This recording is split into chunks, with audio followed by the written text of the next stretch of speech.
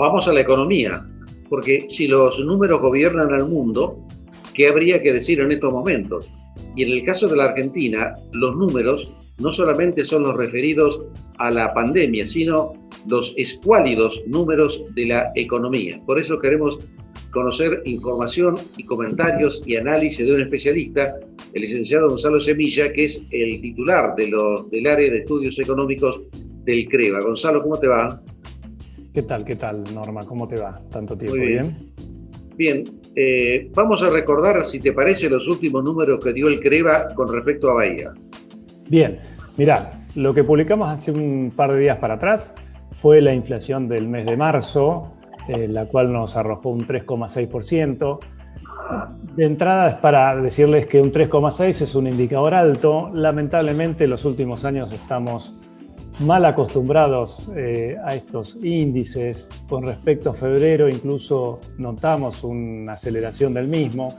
Marzo, estacionalmente, suele pasar de tener índices más altos, pero claramente cuando nosotros miramos el primer trimestre del 2021, tenemos un indicador de apenas superior al 11%, y cuando miramos al menos 2 años para atrás, mismo trimestre, 2020 nos había arrojado un 6,5%, y el 2019, un año muy convulsionado con una gran devaluación, tuvimos un primer trimestre de 10%, con lo cual los números en inflación no nos está yendo bien, lo sabemos, lo vivimos, lo sentimos en carne propia, y la gran pregunta es qué es lo que va a pasar durante el 2021, ¿no? Quedan muchos meses por transitar y las proyecciones son muy variadas. O sea, yo miraba esa estadística que publican ustedes de los años anteriores y veía con añoranza esos meses en que ha habido 0,8, 0,9, que para la Argentina, para Bahía en particular, es realmente una cifra estimulante y agradable, pero no siempre se consigue. No, por supuesto, esto que vos estás mirando imagino que tiene muchos años. El año pasado tuvimos un solo mes, que creo que fue mayo, de 0,9, y creo que nos habíamos ilusionado todos, pero claro, detrás de ese número era una economía completamente cerrada, con mucha angustia, sin poder, los comerciantes, industriales, etcétera, sin poder salir de sus casas. La verdad que era súper angustiante. El número era interesante, pero donde empezó a abrirse la economía, empezó a acompañar el ritmo inflacionario. Ahora, ¿por qué el ministro de Economía insiste con un 29% de inflación para este año, según lo indica el presupuesto? ¿Cómo va a ser para llegar al 29%?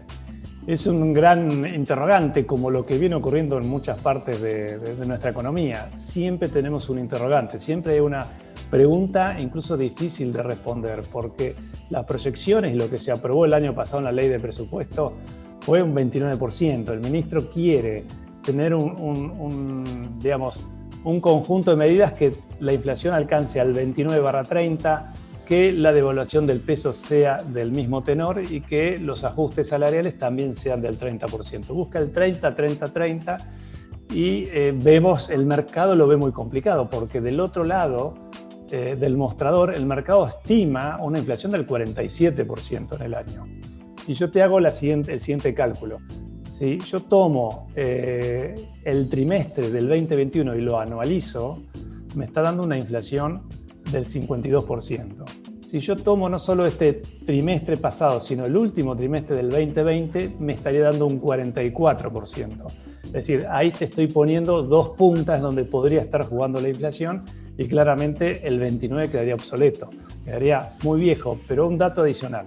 Nosotros en el CREVA hicimos un estudio hace 2 años aproximadamente y estudiamos todas las variables que el gobierno establecía cumplir al año siguiente, desde crecimiento, tipo de cambio, inflación, exportaciones, déficit fiscal, y analizando los últimos 8 o 9 periodos, desde el 2010 a 2018 creo que fue, creo que solo las que habían tenido intervención en el INDEC se habían cumplido. El resto nunca lo que se vota y se propone alcanzar el año siguiente se cumple en nuestra economía. Es decir, no somos muy buenos en planificación, con lo cual este 29 podría pasar lo mismo que pasó en otros periodos.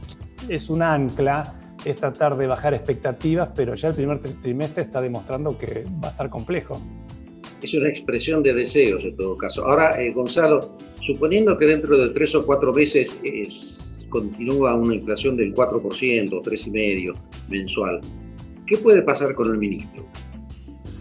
Bueno, a ver, es difícil decirte qué puede pasar porque no estoy en la mesa chica, pero claramente cada vez que ha habido algún problema de este estilo, no solo de un error muy garrafal en alguna estimación, en algún pronóstico, en la aplicación de políticas económicas, ha sucedido el cambio. Muy difícil que se mantenga en el puesto cuando ya está siendo visto de no tan buena manera, no desde hace un par de meses, sino desde el año pasado, con lo que fue el canje de la deuda del año pasado y con otras cuestiones también. A ver, obviamente lo que uno desea, y yo concuerdo con vos, es que los próximos meses no tengamos índices inflacionarios de este estilo, para que la cosa tenga, digamos, un mejor sabor. De todas formas, para alcanzar ese 29, ¿qué debiéramos tener? ¿Qué debiera ocurrir? Que a partir del mes de abril hasta diciembre, hasta fin de año, debiéramos tener una inflación mensual del 1,9 promedio. Entonces, el gran desafío que tiene el equipo económico es si lo logra. Y un dato también que me interesaría agregar es que la tasa de devaluación, al ritmo que viene, estaría siendo menor que el 30%. Los primeros meses tenía una tasa de devaluación mensual del 2,5, 2,7, y a este mes de marzo, el mes pasado, bajó, y lo que está haciendo es poniendo un pie arriba de la variación del tipo de cambio, de manera que tampoco se traslade a precios. Si bien hay micro devaluaciones, también estas van trasladándose a los precios, y ahí quiere contenerlo. Ahora, si el ministro Guzmán consigue bajar a 1,5, a 1,9 mensual, se va a convertir en una mezcla de Gardel, Maradona y Messi. Sí, todo junto. El tema es que, claro, el mercado de esto que vos estás mencionando, no creo que, digamos, le entra por un oído y le sale por el otro, porque hay muchas cosas todavía. Es el famoso que la economía está atada con alambre, un alambre viejo, oxidado y que se puede quebrar en cualquier momento, porque también está la cuestión de hay ajustes tarifarios o actualizaciones de tarifas que se estarían dando en estos meses, en estos días. El gobierno hoy lo está evaluando y está pensando en postergarlo hasta fin de año. Y tiene que ver con esto, porque también hay una elección a medio término y que necesita mantener sus bancas para poder tener mayor facilidad en la implementación de su política. Entonces, está como lo llamamos nosotros, queriendo patear el problema actual hacia más adelante. Claro. Por mi tarea periodística yo vengo escuchando los discursos de los ministros de Economía desde que yo era joven, y el primero fue Alzogaray, y cada uno con distintas frases, con distintos argumentos, más o menos han dicho lo mismo, desde aquella frase histórica de Alzogaray de hay que pasar el invierno, hasta lo que dirá hoy el ministro Guzmán. Ahora, la pregunta que me hago yo y que se hace el hombre de la calle: ¿por qué la Argentina no puede resolver el problema de la inflación, que es un fenómeno que ya no existe casi en el mundo? Los países vecinos nuestros, Uruguay, Bolivia, Chile, están en el 3% anual. Nosotros estamos en el 4% mensual. ¿Se puede explicar esto? Sí, yo creo que se puede explicar. Y es verdad, cuando uno habla del 3,6% mensual, dice, estamos desenfocados del mundo. Veamos qué pasa en Alemania. No, con mirar qué pasa en Perú, alcanza. Con mirar qué es lo que pasa en Chile, en nuestros países digamos, fronterizos, nos alcanza para saber que realmente estamos muy descolgados del mundo. Y bueno, ¿cuál es la razón? Lo que pasa es que también tenemos muchos desajustes. Somos un paciente con muchas enfermedades. Entonces es difícil cuando queremos arreglar una, empeora la otra. Pero tiene que ver con cuestiones de que no hay claras políticas de Estado, no importa el gobierno que esté, debiéramos tener 4 o 5 ejes que no debieran ni discutirse. Educación, salud, digamos, generación de empleo, aplicar políticas a favor de la generación de empleo a través del sector privado y no un Estado que ha pasado el tiempo y se ha, digamos, robustecido y ha incorporado muchísima cantidad de gente, de personas, de empleados, que es un Estado muy grande, es un elefante difícil de contener y de mantener. Entonces después, a partir de ahí, viene un efecto de rama hacia todo el resto de la economía. Tiene mucho protagonismo. Está bien que haya para mí un Estado que controle, que monitoree, que delinee políticas, y también no hemos pensado, creo que nunca, hemos pensado en el mediano y largo plazo. El argentino piensa en mañana. Es decir, ahora empiezan a haber medidas contra la subida muy, muy fuerte del COVID, pero no sabemos qué va a pasar la semana que viene. No sabemos si esto va a durar hasta mayo. No sabemos si vamos a cerrar con el fondo ahora o después de octubre. No sabemos nada. Entonces, cuando uno sabe poco, tiene que suponer qué es lo que va a pasar y toma decisiones. Y las decisiones son muy individualistas. Es decir, falta consenso, falta política de Estado, falta pensar en el mediano y largo plazo. Obviamente, tener un déficit fiscal tan recurrente no es beneficioso. Tener una tasa de desempleo tan alta, una tasa de pobreza tan alta del 42%, es muchísimo el trabajo que hay que hacer. Y ya no sé si basta un plan de acción de 10 años o 15 años. Me parece que esto trasciende mucho más, y el tema es quién está dispuesto a pensar en ese horizonte. O sea que el futuro desde ese punto de vista es bastante negro, porque a todo lo que vos señalaste con precisión, hay que sumarle que es un país que no tiene moneda, y es un país que no tiene un futuro más o menos previsible, además con un 40% de la economía en negro, con una cantidad enorme de gente que no trabaja. Algunos no trabajan porque no pueden y otros porque no quieren. Y con ese escenario y la crisis del sistema jubilatorio que también incide. Claro, sí, a ver, vos decís un panorama negro. Duele decir un panorama negro y duele que yo te haya comentado estas cuestiones, pero tenemos muchos años de pérdida de oportunidades, de poder mejorar. Vino esta pandemia que lo único que me puede llegar a dejar tranquilo, pero muy poquito tiempo, un milésima de segundo, es que impactó en todo el mundo, y si uno analiza los países europeos y los países de América Latina, estamos todos muy complicados, Argentina más. El tema es que muchos de ellos ya salieron y están con otras proyecciones de crecimiento, y a nosotros, ¿qué nos pasa? Cada vez que superamos o salimos a flote de una crisis, dejamos mucha gente afuera del sistema. Y es difícil de volver a incorporarlos. Entonces, las crisis que padece la Argentina, internas, por malas decisiones, por malos planes de acciones implementados, más lo que viene de afuera, nos deja cada vez más débiles.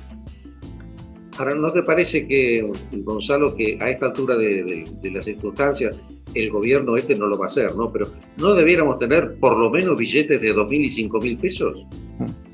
El billete de 100, yo creo haber visto algo en estos días, el billete de 100 lo que valía hace 15 años atrás y lo que uno puede comprar ahora, y lo que vos decís, la pérdida del valor de nuestra moneda es impresionante.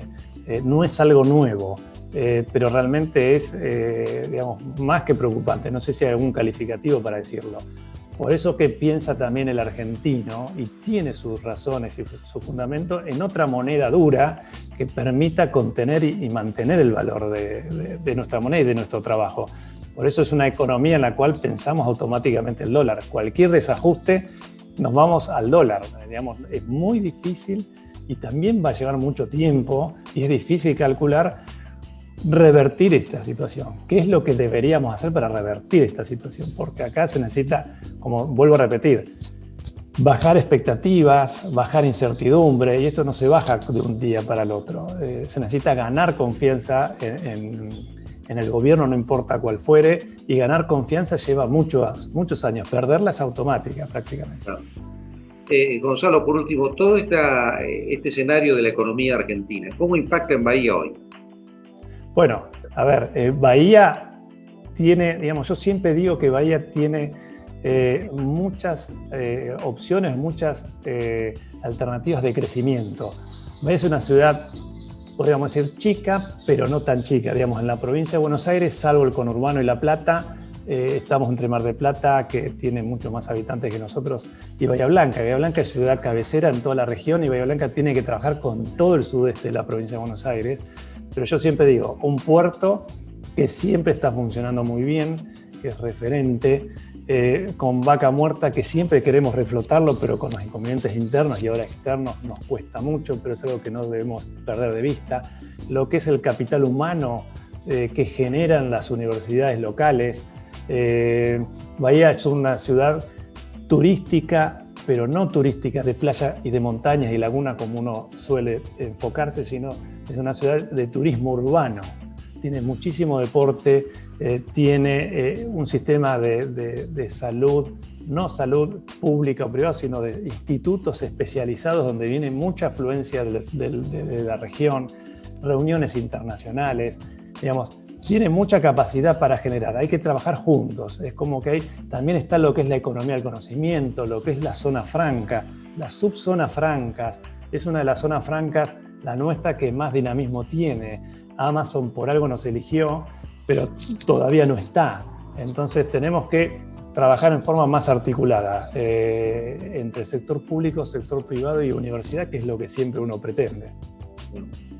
Gonzalo, muchas gracias por tu aporte, muy interesante como siempre. Esperemos que las cifras de la inflación vayan mejorando y que las cifras del coronavirus también vayan mejorando. Un abrazo. Un abrazo a todos ustedes, adiós. Muchas gracias. Hacemos la última pausa en esta edición de Por Bahía.